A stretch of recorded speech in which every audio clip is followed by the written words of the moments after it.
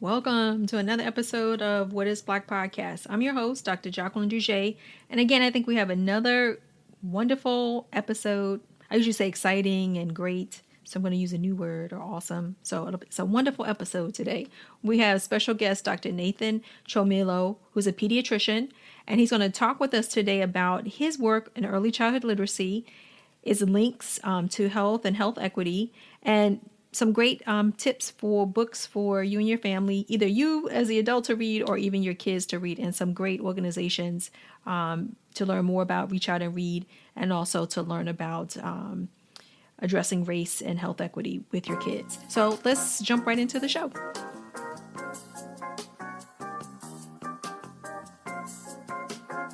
Hi, everyone. I have a great guest today. Another great guest, Dr. Nathan Chomilo. He practices General Pediatrics and Internal Medicine in Minnesota. He's also the medical director of the Reach Out and Read program in Minnesota and is the vice president and board member for the Minnesota Doctors for Health Equity.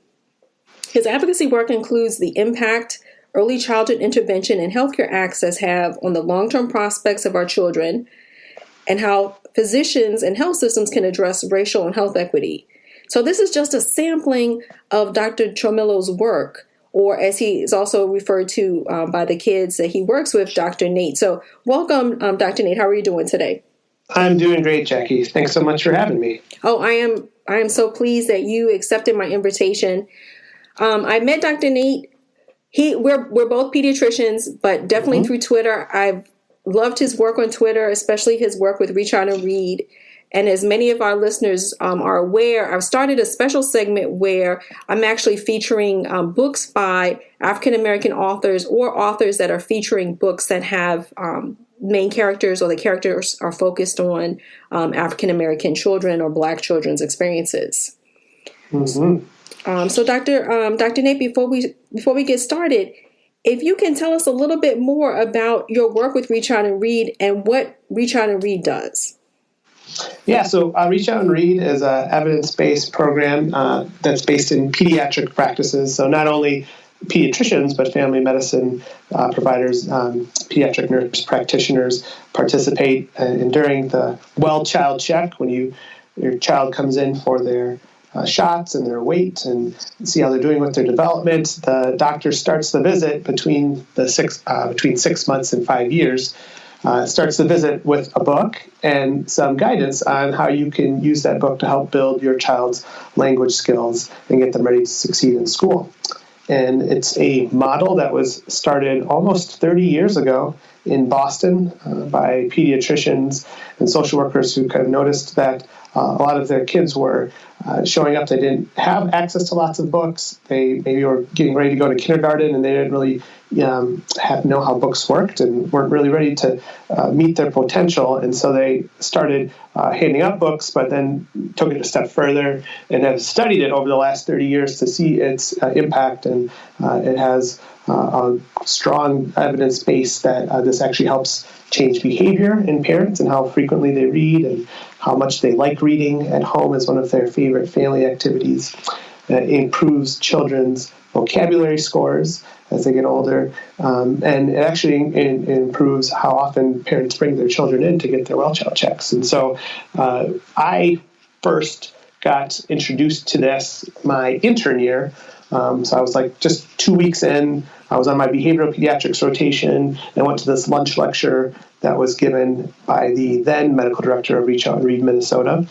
And I had worked a lot with social determinants of health through my medical school's SNMA chapter as a medical student. So I was looking for ways that I could kind of start addressing some of the social determinants of health in my practice. And this just made so much sense. I couldn't believe I made it all the way through medical school without hearing that this program existed and that it wasn't the standard of care everywhere. And so I approached the speaker at the end of the talk, just said I'm just an intern, but I'm really interested in this work. If you guys could ever use an intern or resident's perspective, let me know. And about 6 months later, they were looking for a resident to be on the advisory council for Reach Out Read Minnesota, and I joined. That was now 9 years ago, and I've been with them ever since, and I have the honor to serve as the medical director for the last 5 years now. So And this is a very, very important, I think, tool in the toolbox for pediatricians. But I just wanted to go back a little bit. You mentioned like two important terms or words: one, social determinants of health, and the SNMA. Mm-hmm. And I was wondering if you could talk a little bit about what social determinants of health are and what the SNMA is and how it helps you in this role. Yeah, absolutely. So social determinants of health are how we look at other factors besides our actual health care and our interaction with the health system that impact our health. And most commonly, there are things like housing and transportation and education, involvement with the criminal justice system, nutrition. So things like that when you go to the doctor's office, it might not seem first nature to be talking about those situations, but they actually have a great impact on your health, and up to 20%, up to 80% of our health is actually determined more by what happens outside the clinic and hospital than what actually happens in them. And so I, first started, in medical school, you learn all about kind of the physiology, pathology, physiology, pathophysiology, but the kind of focus on these social determinants isn't really part of the standard curriculum. At least it wasn't as much back when I was in medical school. And the way I first got exposed to that was through interaction with SNMA, which is the Student National Medical Association. It's a medical association for and led by students of color. It's kind of the student branch of the NMA, the National Medical Association, which historically existed because Black and brown physicians weren't given the same access and benefits to the American Medical Association, and so formed our own so we could have access and privileges and things that came with the collegialship and education of a medical association. And so when I was in undergrad, I actually was the president of the MAPS chapter, which is the Minority Association of Pre-Health Students, which is kind of like the undergrad branch. And so it was very natural to me to be involved in the SNMA chapter in medical school. And so that really kind of started showing me the impact of community engagement and looking for ways that physicians could kind of do more than work just within our clinics and our hospitals, but really engage with the community around some of these social determinants of health and how that could really have impacts further beyond just treating colds and coughs and things that patients come in with, usually expecting to have their doctor handle. Okay. So thank you for that additional information. So I'm just wondering, how have you found in your work that reading, early childhood literacy is tied to what you call social determinants of health and the ultimate overall wellness and health of children and families? Yeah. So some of the my initial work with SNMA was trying to increase how many prepared applicants to medical school from underrepresented communities, so mostly Black and brown, but also some of our Asian immigrant, Hispanic, Native American, Indigenous people communities. And I started working with high school students when I was in undergrad, but when I was in medical school. But it was, apparent that you kind of waited until high school that there was a lot of students who just wouldn't be able to catch up in time, or the mountain for them to climb would be much higher. And so that's when I learned about Reach Out and Read and its impact on early literacy and kind of kindergarten preparedness. It really kind of opened my eyes to how, if we really are trying to increase the pipeline of qualified applicants to medical school, competitive applicants to medical school from these underrepresented populations, we have to start as early as possible. And when I kind of dug in more, the evidence shows us that if you show up to kindergarten without the skills ready to read, about 88% of those students will struggle with reading and learning to read in first grade, and that will linger on into fourth grade. And if you can't read or continue to struggle with reading by the end of fourth grade, that's the transition from learning to read to reading to learn, and therefore we see up to 2/3 of children are likely going to end up in jail or on welfare if you continue to fail at fourth grade at reading. And so there's just so many kind of determinants of more just than your health, your kind of lifetime trajectory, your potential that are connected to literacy. And then on the internist side, so I'm an internist as well, and so one of the areas that kind of I became interested in once I started learning more about early literacy was the impact of health literacy. And that's how we kind of interpret the information and navigate the healthcare system. And on the adult side, we know that patients that struggle with health literacy have higher rates of complications, hospitalizations, more medication errors, and there's a whole. They usually do worse with their management of their chronic diseases. And so literacy kind of impacts us at every level, whether it's our education, how we navigate through our society or our healthcare system.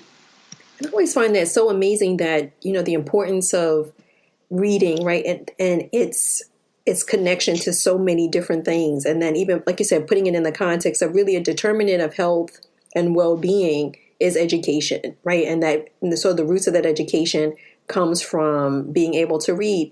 But as a pediatrician, I mean, I am familiar with Reach Out and Read, being a pediatrician, but I don't really see a lot of younger kids. But I'm just wondering how the impact, you really, I think, done a great job of outlining the impact and the importance of reading for kids. But how does that family dynamic work? How does that help even with the family dynamic and health and wellness, or just family time? Yeah. So, if you can think back to maybe some of your own earliest memories of reading, often it's in the parent or the lap of a parent or the lap of a grandparent or, a loving, caring adult. And so that's, I think, part of the real magic behind these moments is that there is this shared benefit of stress relief. And so we know, some of our evidence shows us that children who are read to, it can be a buffer against toxic stress. Even, some of the toxic stress from things like lead poisoning. And then for parents, there's that similar shared feeling. And so we know parents that engage in more of that shared book reading, they have decreased anxiety. They feel decreased stress about their parenting. They actually feel more confidence in their parenting. And it does help actually even the connection with their pediatrician or their provider. They find that their provider is, more helpful. They're more likely to go back to that provider. And so there's a lot of deeper connections there around that shared time around sitting on your lap, reading a story, sharing a story. And the program is, so much more than just a book giveaway. It really is, how do you read, and what are the tools and tips you can do to read with a 6-month-old versus a 2-year-old versus a 5-year-old, because as any parent can tell you, any pediatrician can tell you, that their level of interest and activity is a lot different along those lines. And so finding different ways to integrate it into your routine is very helpful. And then pointing out skills that parents might already be doing, but kind of giving them the language to kind of describe the development that they're working on is also helpful. So not only are you a pediatrician, you're also a dad. So how have you kind of used some of the skills that you've learned from, your practice and working with Reach Out and Read to sort of help with your parenting and your interactions with your son? Yeah, so certainly been super interested in kind of putting some of all this I've been talking about for years into practice. I've got a 2-year-old, and our journey to parenthood was a little rocky, and so my wife's water broke at 25 weeks, and so she was on bed rest for 7 weeks. And one of the things that we did, she was hospitalized because of the water being broken. And so one of the things we did was we read to our guy as he was sitting there in the hospital bed with or in mom in the hospital bed, and that became one of our first like family routines and traditions. Is we read through, I think it was the Harry Potter screenplay, or the play that J.K. Rowling wrote, kind of a sequel, if you will, to Harry Potter. And so from the very beginning, that's kind of been a part of my parenthood story. And since he's arrived, we've been reading daily, multiple times a day. It's been helpful to me to use it as kind of a way to, particularly now that he's a toddler, to distract him. And so, because he loves books, and he has certain books that he loves the most. Currently, he's really into Batman books and a truck book. And so, as many parents might remember, at this age, diaper changes can be a big struggle, and so I've found it helpful to ask him to pick a book for his diaper change, and we'll have him look at his book while we kind of quick change his diaper, and then using books as we go around town, doing errands and stuff, to have that in our bag, to kind of avoid using screens too much. We do use screens, but we try to, kind of avoid having that be the one and only thing to kind of get his attention. And so, I think it's certainly, I was already going to be a big fan of books. I joke one of my favorite books growing up was the encyclopedia, and I would just read that for hours. I had like my specific volumes I liked to see, because my father's from Cameroon, and so I liked reading all about Cameroon over and over. And I liked dinosaurs, obviously, so D was a big one. But reading was like a big part of my growing up, and so I knew that was going to be a big part of my parenting as well. I think that's awesome. I mean, my kids are, as I've said, a couple episodes, my kids are older now, but even as they're teenagers and adults, I still try to promote, like, oh, that's a good book to read. And Like, I like to, encourage parents and teens to, like, particularly over the summer months where you might find it harder to get them to read, is like have a family book club, where everyone's going to read the same book, and then you talk about it, and it can be a good way to talk about some of these more difficult topics. And so I think that's something that we did a little bit growing up, that I think was also helpful to keep those connections going as teenagers kind of start to find their own way and maybe not want to be around parents as much. Yeah, I've experienced that. But I think what's been interesting, and I think my youngest son would be okay with me sharing this, is that he really likes one of the rappers, Logic. But I guess Logic is not just a rapper. He actually has a new book out. It's called Supermarket or something. No, I didn't know. No. And so my son is reading the book, and will occasionally tell me, oh, this is what's going on. And it's like and he'll share the book. So I'm waiting for him to finish, so I get to read the book. So I mean, I think it's amazing how all these interactions, right? Going from a rapper to writing a book, and it's okay if that's the connection, and that's what's going to get him engaged in reading that book. I'm all for it. Yeah, and for kids that get a little bit older, I'm a little biased because I'm a huge comic book nerd, but we often talk about things like comic books as a gateway to literacy, because they can capture the imagination, and then children start looking for other books in that kind of general genre to learn more about the stories, and maybe the artwork from the comic books isn't as important, and so there's a lot of ways to get reading into your routines and make it fun. So I wanted to sort of circle back to another part of the work that you do, and that's regarding racial and health equity, and how a lot of your work using your platform with Reach Out and Read sort of ties in with much of your health equity work. And I was wondering if you could share a little bit about how that ties in, and why it is important for you as a provider to be involved in health equity and addressing racial and health equity.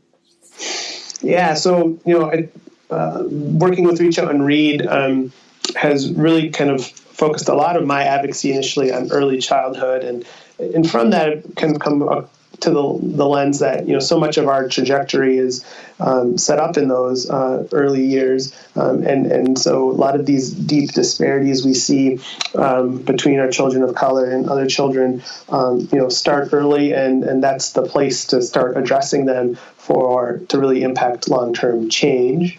And I think one part of that too is Diane Halsey, who's a vice president at a nonprofit here in Minnesota called Think Small. She talks about how there's not just like an opportunity gap between Black and brown children and white children, but there's also this belief gap where we've talked so much about these dreadful statistics facing people of color and people from low income backgrounds that there's this almost kind of inevitability, and that's an additional barrier to success. And so, this is an unconscious message that's sent not only to our Black and brown children, but to the white children too. And so, finding ways to address that early on, I think is very important. I do think books offer one of those ways. We have a pediatrician down in Mayo, Dr. Sarah Tuna-Jay, who's interested in looking at the impact of giving books to children that tell their culture stories as a way of in working on cultural pride reinforcement, which I know previous guests of yours have kind of talked more about, and they're certainly more experts on than I. But using this kind of early time to have some of these conversations and address things like what are we doing around racial socialization, whether we are recognize it or not, and having these conversations not just with the parents of Black and brown children, but the parents of white children, because that it's really important to address racism. That's work that we all do.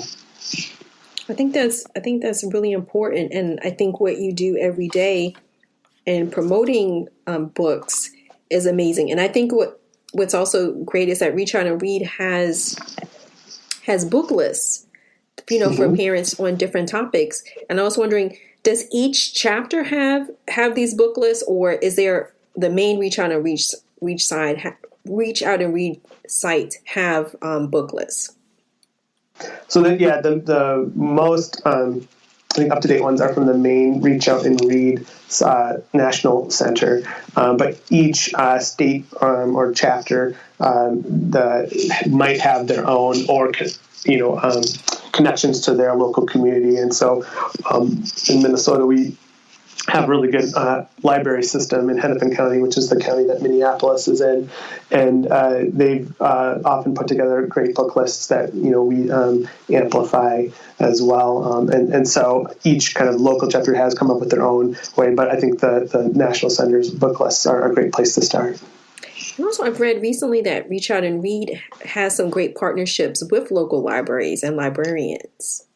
Mm-hmm. Yeah, and so we Reach Out and Read program, beyond the interaction with the physician or nurse practitioner and the family, we promote what we call literacy-rich environments. And so that's having a lot of books and kind of signage about the importance of reading around the clinic.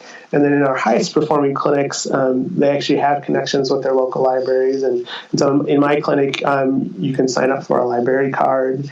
We give over the summer months a handout that kind of lists the different reading and story times and other activities that the library is sponsoring throughout the summer, so that parents can get connected to that. And that's just a way of acknowledging that it's great that our patients are getting a book.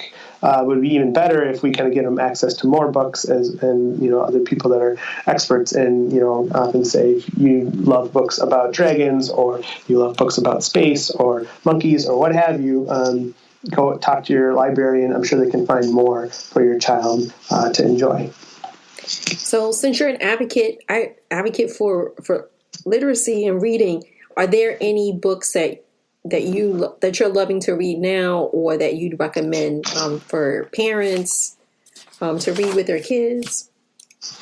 Yeah, so I've been kind of reading a lot of kind of books around racial equity and kind of looking and digging more into kind of racial socialization. And so certainly White Fragility has been a book on my list for some time that I'm just starting to get into. There's one finishing up called A Winner's Take All that talks about how wealth is redistributed. And then I read Michelle Obama's Becoming with my wife, which is a great piece for people to check out.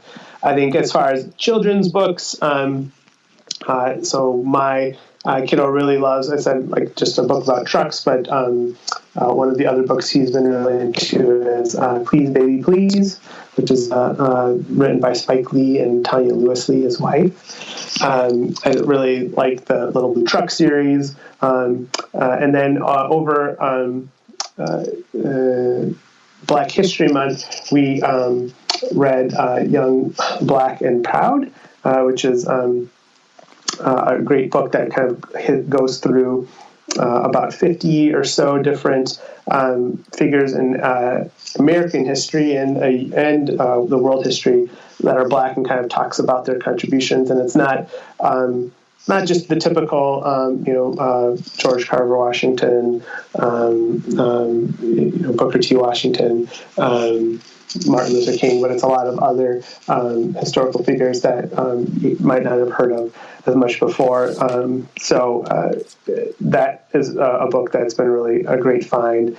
And then there's another one we found at the National Museum of African American History and Culture called Africa's Not a Country.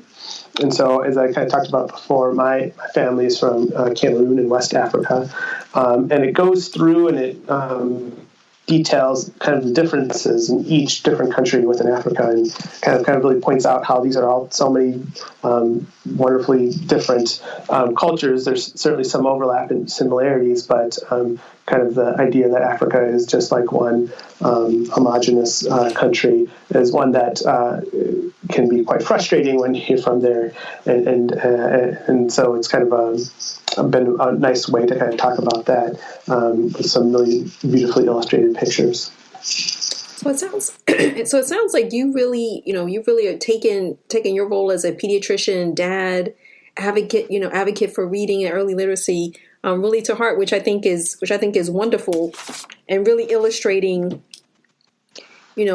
I think why it's important, why books are so important, and the role that they can play in terms of, like you said, kind of reinforcing cultural pride, or reflecting back other experiences or a child's lived experiences, which I think is wonderful.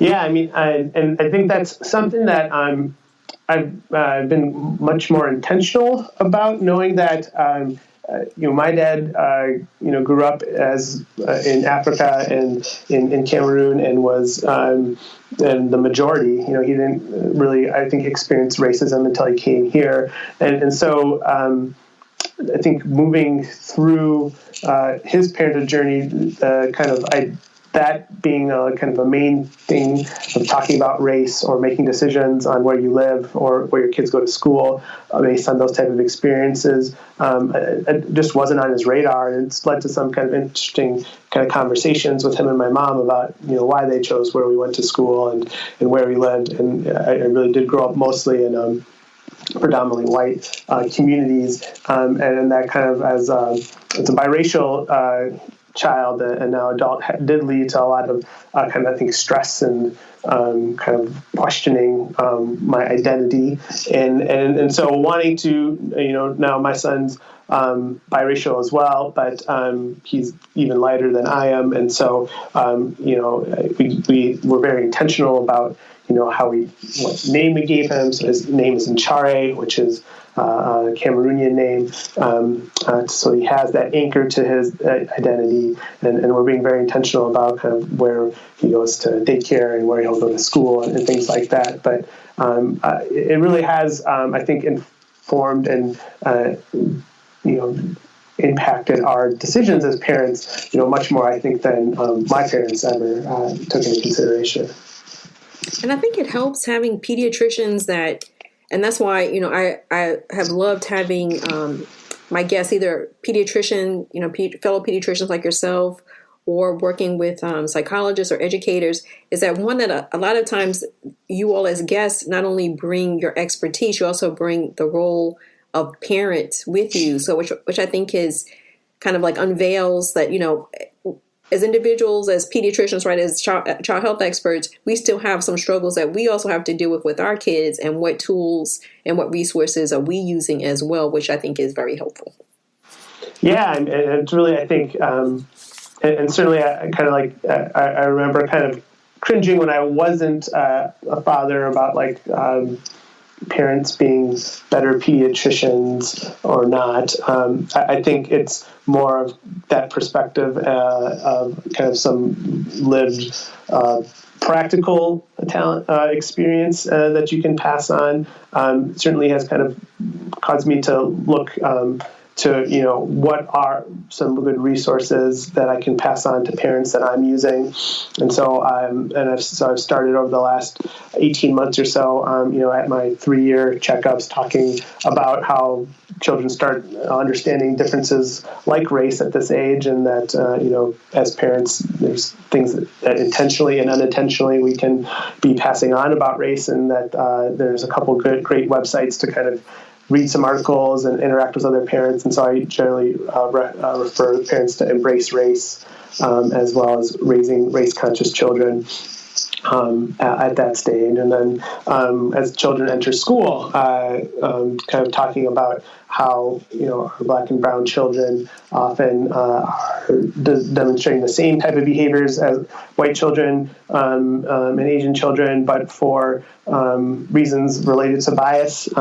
they often end up getting punished for behavior that's actually developmentally normal. And so, if parents end up finding that they're going to the school often and the school's not listening to the fact that their child is acting just fine at home, but seems to be keeping in trouble in school, reaching out to us so that we can kind of help talk about whether it's developmentally appropriate, the type of behavior they're punishing. And those are conversations I honestly wasn't having, 2 years ago. And really this journey through parenthood has helped inform that. And I think you brought up a good point. Some of my guests, they haven't said that they're parents, so I probably shouldn't generalize and say they're our parents, but I think maybe what I should say is your personal experiences, your personal lived experiences as a person of color, or just a human being who is very much attuned to, the impact that racism, explicit, implicit, has on family dynamics and growing developmentally, how kids develop and how they become aware of themselves and their environments. And ultimately, like you said, I think these impact health as well. Racism and these types of these trauma experiences do impact health and well-being.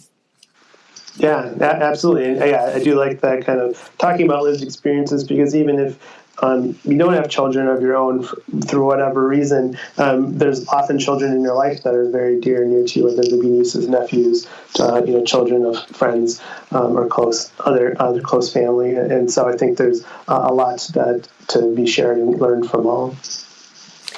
So Dr. Nate, I know you are very much active on social media. So if our listeners want to learn more about you and your work with Reach Out and Read, what are the best ways that they can reach out to you or learn more about you? Yeah, so on Twitter, I'm at Chomilo, MD, so my last name, MD. And then I also have a Facebook page, Dr. Nathan Chomilo, where I have kind of more long-form discussions about some of these topics, and kind of share kind of some of my favorite books at the moment, or some favorite tips around early literacy in particular. And so that's been a great place to both kind of share thoughts and ideas, but really connect others, and kind of be really put in awe of the amazing work that's being done around the country, really to kind of address race in multiple ways, from our educational system to how we practice. All right. This has been a great conversation. Thank you so much, Dr. Nate. Thank you again, Jackie, for having me. Thanks for doing this podcast. It's really been great to be a listener to. Thank you for listening to this episode of What is Black Podcast. As always, you can find us on social media, Facebook, Twitter, Instagram, also on anywhere you like to listen to podcasts. We're on Spotify, Apple Podcasts, Stitcher, Google Play. You can find us everywhere. So don't miss another episode. Tell a friend, and we'll look forward to talking with you soon.